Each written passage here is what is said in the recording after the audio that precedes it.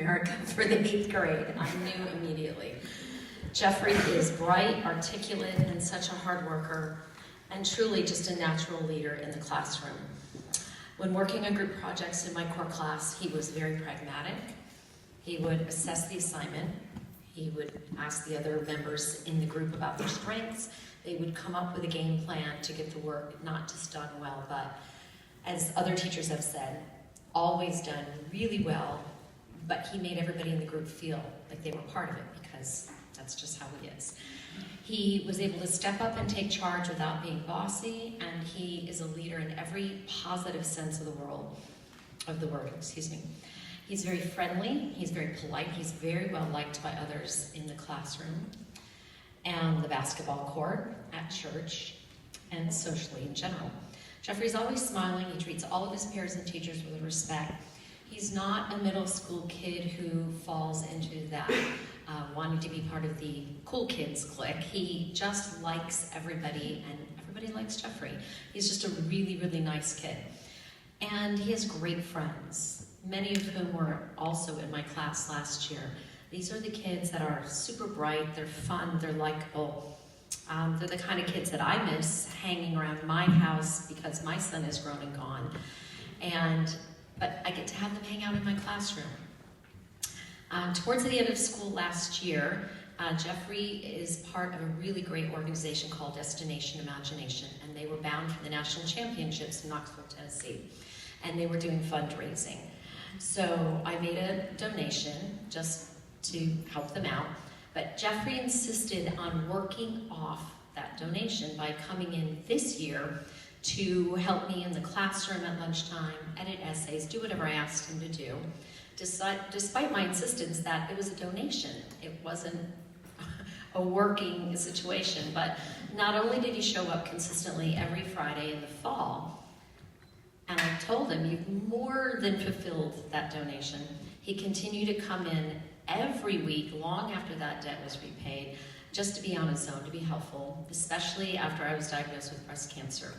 He just showed up to help because he's a good guy. Jeffrey has been raised in, I get emotional. Jeffrey's been raised in a very strong Christian Coast Guard family. They have structure, they have rules, they have consequences. And all of these wonderful family traits show up in the classroom because I tell my core class on the first day of school, we are a family. And I run my class like Jeffrey's mom and dad run their family. High expectations get high results. Jeffrey is very polite, he's very helpful, he is just the best kid. And of course, that shows up in his academics. I honestly, have you ever gotten a B in your life, Jeffrey? I don't think he knows what that letter looks like. I really don't. But what's really great about Jeffrey is that he's not working to please his parents. He's not working to please his teacher. He's just one of those kids that's driven. He's intrinsically motivated. He always demands more of himself than any of us demand of him. He always does his absolute best. But what I love about Jeffrey is that he wants to learn. I've never seen a kid with such a mind where he just wants to learn everything. And he gets excited about figuring things out. He just doesn't dial it in. He really does his best on everything. And he also is really good at connecting prior learning to new learning and applying those connections.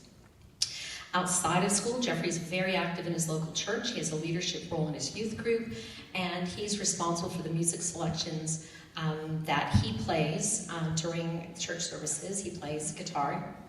I'm still waiting for Born to Run, by the way. That was supposed to happen last year.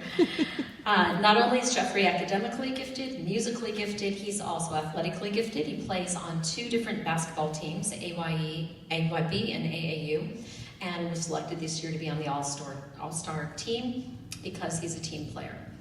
But one of the most interesting, unique things about Jeffrey is that he is the task manager or the captain or leader of his Destination Imagination team.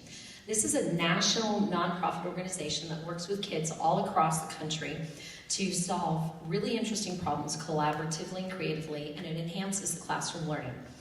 The students involved meet off campus. They meet in homes and various places, and they use engineering skills to build. They use creativity. They write. They perform music and skits. They come up with whatever task is presented to them. They come up with creative, complex solutions in a very short amount of time. So it requires really, really strong collaboration skills, strong public speaking skills, sometimes math skills, engineering skills, and even performing skills because they're often doing skits. As a recent tournament, Jeffrey's team won the Da Vinci Award for Outstanding Innovative Thinking. These kids are thinkers, they are problem solvers. The kids also use public speaking skills to present their solutions to a team of very demanding judges. Jeffrey's pragmatism and people skills enabled him to lead his team to the national level last year in Tennessee, and they will be attending again this year. The Alameda Destination Imagination team is on their way back to Tennessee. This is a huge time commitment for these kids. It is a lot, but he always rises to every challenge. Simply put, Jeffrey is one of the most gifted, most polite, most respectful, and hardest working students I've ever met in my 35 years of teaching. I know this kid is destined to do great things in the future.